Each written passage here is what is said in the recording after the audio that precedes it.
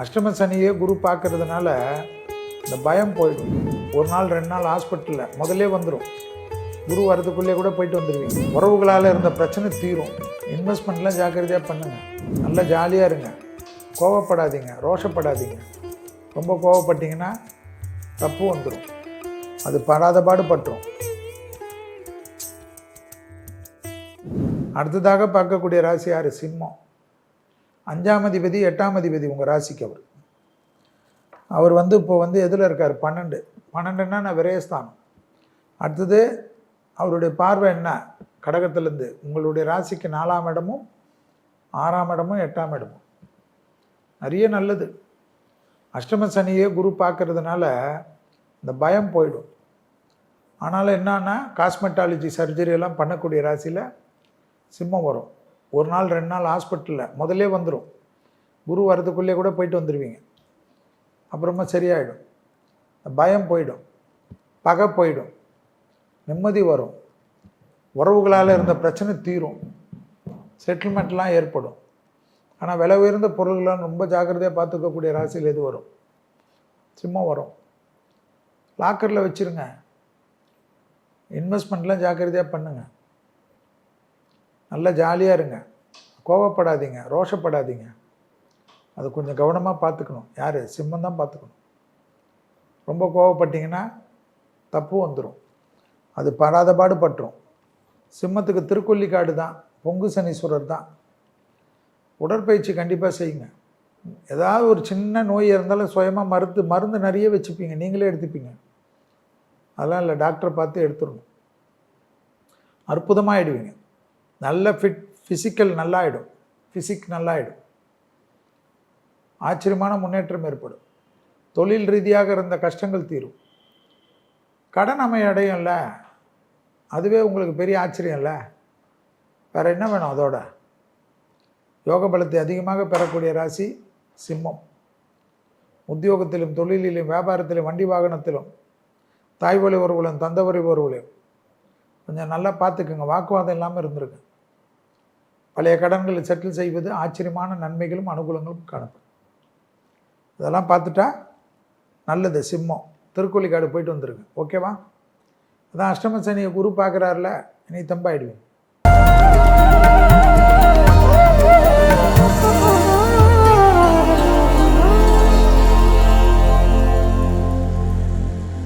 குரு மிதுனத்தில் இருந்த குரு கடகத்துக்கு பயிற்சி ஆகிறார். இந்த வாட்டி அதிச்சாரம், வக்கரம், இதெல்லாம் அப்புறமா. இதெல்லாம் பேசி போர் அடிச்சுக்கின்னு அதெல்லாம் ஜோதிட கிளாஸில் பேசிக்கிறது. குரு என்றால் 1 வருஷம் ஒரு இடத்துக்கு. மிதுனத்தில் இருந்த குரு கடகத்துக்கு போகிறார். அடுத்த கடகத்துக்கு வரக்கூடிய குரு 12 வருஷத்துக்கு ஆகும். கடகம் என்பது சந்திரனுடைய ஆட்சி பெற்ற ஒரு இடம். கடகத்துக்கு அதிபதி யார்? சந்திரன். அந்த சந்திரனுக்கு அதிபதி இடத்தில் குரு வருவது என்னவென்றால் உச்சம். குரு ஒரு இடத்துல நட்பு வீடு மாதிரி. ஒரு உச்சம் என்பது தன்னுடைய சொந்த வீடு மாதிரி. அந்த இடத்துக்கு குரு வருகிறார். இப்பொழுது இருக்கக்கூடிய காலகட்டத்தில் போர் மேகங்கள், உலகத்தில் பல பாதிப்புகள் எல்லாம் இருக்குது. ஸோ குரு வர்றதுனால நல்லதுன்னு நிறைய பேர் சொல்லுவாங்க. அதெல்லாம் அப்புறமா பார்க்கலாம். கடகத்தில் வரக்கூடிய குருவுக்கு ஸ்தான பலத்தை விட பார்வை பலம் அதிகம். ஸ்தான பலம் அவ்வளோ சிறப்பானது இல்லை என்பது தான் ஜோதிட சாஸ்திரம். அதில் குரு பார்வை என்பது ரொம்ப விசேஷம். 1, 5, 9 சாரி குருவுக்கு பார்வை என்பது ரொம்ப விசேஷம் ஸ்தான பலத்தை விட. ஸ்தானம் என்பது 1ஆம் இடம். பார்வை என்பது 5, 7, 9. அதில் 5ஆம் பார்வை 9ஆம் பார்வை ரொம்ப விசேஷம். அந்த 5ஆம் பார்வையாக குரு பார்க்கக்கூடியது இந்த வாட்டி யாருன்னு பார்த்தீங்கன்னா, கடகத்திலிருந்து குருவுக்கு 5ஆம் பார்வை யார்? விருச்சகம். விசேஷ பார்வை. விருச்சக ராசியை பார்க்குறார். அதனால் விருச்சக ராசிக்காரங்களுக்கெல்லாம் ரொம்ப நல்ல காலகட்டம். ரொம்ப நாளுக்கு பிறகு வருது. கரெக்டாக யூஸ் பண்ணிக்க. அடுத்தது மகர ராசியை பார்க்குறார் குரு. மகரத்துக்கு 7.5 சனியும் விலகி விட்டது, குரு பார்வைக்குள்ளாக வருகிறார்கள். அடுத்தது இன்னொரு சிறப்பான விசேஷமான பார்வை யாரை பார்க்கிறார் என்றால் மீனமான தன்னுடைய சொந்த ராசியை பார்க்கிறார். குருவுக்கு 2 ராசிகள் உண்டு. தனுசு குருவுடைய அதிபதி, மீனமும் குரு தான் அதிபதி. குருவுக்கு 2 வீடுகள். சந்திரனுக்கு ஒரு வீடு கடகராசி, சூரியனுக்கு ஒரு வீடு அது சிம்ம ராசி. மற்ற எல்லா கிரகத்துக்கும் 2 வீடுகள். அதில் குருவுக்கு 2 வீடு தனுசும் மீனமும். கடகத்தில் இருந்த குரு விசேஷ பார்வையாக 9ஆம் பார்வையாக எங்கே பார்க்குறார்? மீனத்தை. வேற என்ன வேணும் இதோட? அந்த மீனத்தில் யார் இருக்கா? சனி. சனி இருக்கிறதுனால, குரு பார்க்கறதுனால நிறைய பேர் என்ன சொல்லுவாங்க கணக்கு, இந்த உலகத்தில் இனி நல்லதாயிடும், சுபிச்சம் ஆயிடும், அது நல்லதாயிடும், இது நல்லதாயிடும். சனி நியாயவான் எங்கே உட்காந்துருக்கிறான்? மீனமான குரு வீட்டில் உட்காந்துருக்கிறார். அந்த குரு சனிக்கு வந்து வலிமையை யார் கொடுக்க போகிறார்? இனி குரு கொடுப்பார். அப்போ உலகத்தை என்ன போடுவார்? புரட்டி போட்டுருவார். ஸோ உலகத்தில் நோட் பண்ணிக்கங்க,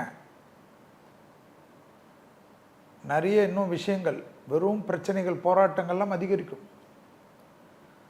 தலைவர்கள் தப்பு மேலே தப்பு போடுவார்கள். மக்களுக்கு வரி மேல் வரி தான் வரும்.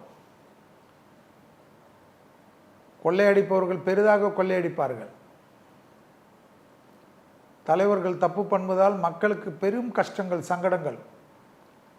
மழை பெய்யாத ஊரில் மழை பெய்யும், வெயில் வராத ஊரில் வெயில் வரும். குளிரே பார்க்காத ஊரில் குளிர் பார்ப்பார்கள். குளிர் பார்த்த ஊர்களெல்லாம் குளிரிலே உறைபனியாக மாறிடும். உறைபனி பார்த்தவர்கள் எல்லாம் அண்டார்டிகா போல் நடுங்க வைக்கக்கூடிய காலகட்டம் ஏற்படும். வெயிலின் தாக்கம் கடுமையாக தாக்கமாக இருக்கும்.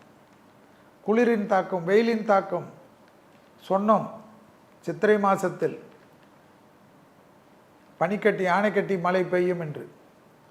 பெங்களூர் தமிழ்நாட்டில் நிறைய பகுதிகளில் மழை பெய்து எவ்வளோ. ஆணைக்கட்டி மலை என்றால் என்ன? ஐஸ் மலை, பனிக்கட்டி மலை அடித்துதா. பஞ்சாங்கங்கள் பொய்ப்பதில்லை, ஜோதிடர்கள் பொய்க்கலாம். செல்வி மேலே வேணுமா தப்பு இருக்கலாம், பஞ்சாங்கத்தின் தப்பு இருக்காது.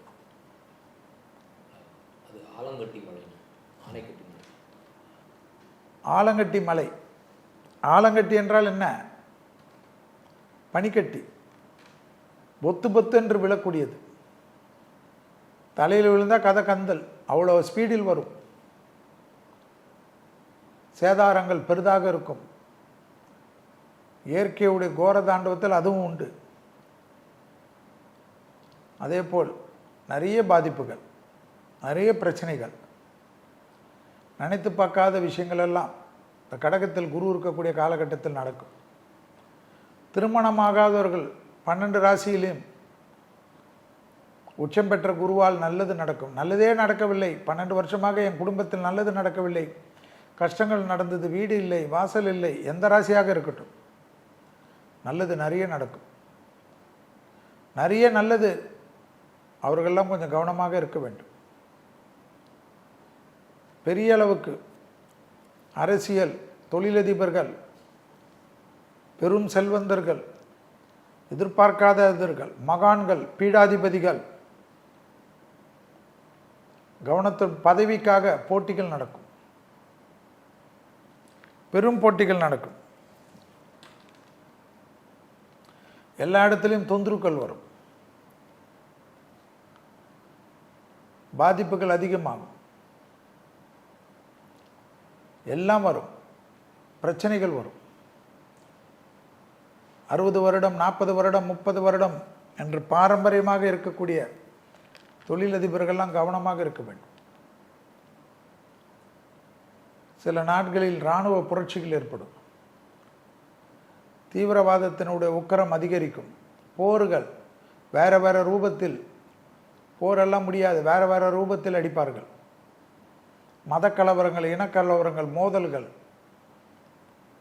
உலகத்தில் வேலைவாய்ப்புகள், பெரும் பாதிப்புகள் ஏற்படும்.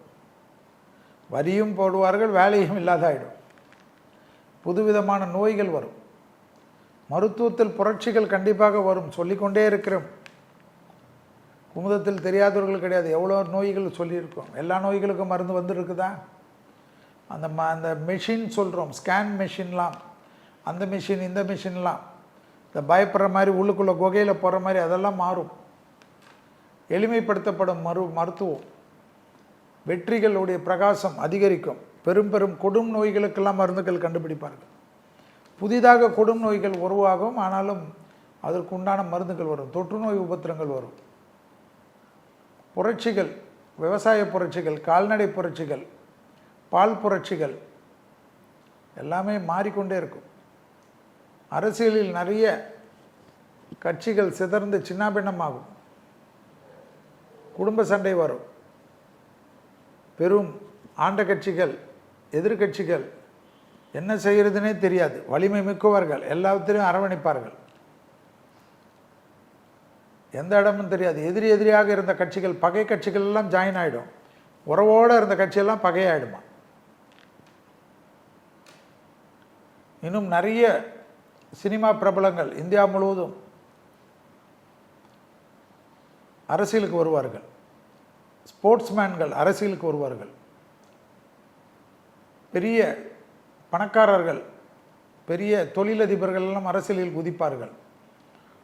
இளைஞர்கள், சின்ன இளம் வயது பெண்கள், தாய்க்குளங்கள், சோஷியல் ஆக்டிவிட்டியில் இருப்பவர்கள், பத்மஸ்ரீ விருதுகள் எடுத்தவர்கள், ஐஏஎஸ், ஐபிஎஸ், ஐஆர்எஸ் என்ற பெரிய பெரிய படிப்பு படித்தவர்கள், நீதித்துறையில் இருப்பவர்கள், டிஜிபிகள், மிலிட்ரிகளில் இருந்தவர்கள், மேஜர் ஜெனரலாக நாட்டையே நிர்வகித்தவர்கள், பெரும் நாட்டினுடைய போர்த்தளங்களை நிர்வகித்தவர்கள் எல்லாம் அரசியல் குதிப்பார்கள்.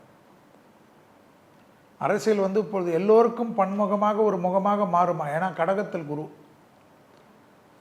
வாருங்கள் வாருங்கள் என்று கூப்பிடும். தங்கத்தின் விலை ஏறிக்கொண்டே போகும், எல்லாம் குறையும். முதல்ல குரு வர்றதுக்கு முன்னாடி குறையும். நல்லா வாங்கி வச்சுக்கோங்க.